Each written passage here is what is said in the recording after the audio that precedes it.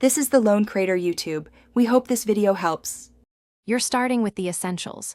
Make sure you're on Windows 10 or 1164-bit and that a Git client exists, because GitHub Desktop uses it under the hood. Once done, sign into your GitHub account or create one so repositories sync immediately.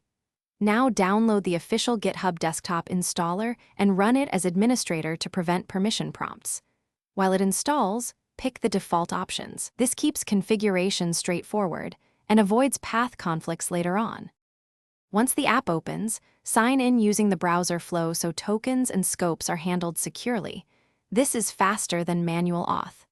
Next, clone an existing repository or create a new one, set a clear local path, and choose a suitable gitignore template to avoid committing build artifacts.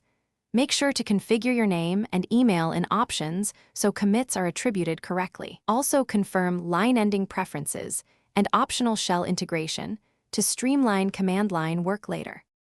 Now workflow. Stage your changed files, write a clear commit message, and commit to main or to a feature branch as your team requires. Once committed locally, click push to send changes to origin so collaborators can see them. If you need review, create a pull request directly from the app or switch to the website.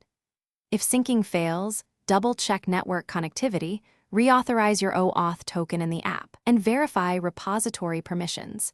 Then retry pushing after resolving the issue. Thanks for watching. Consider subscribing if we helped you.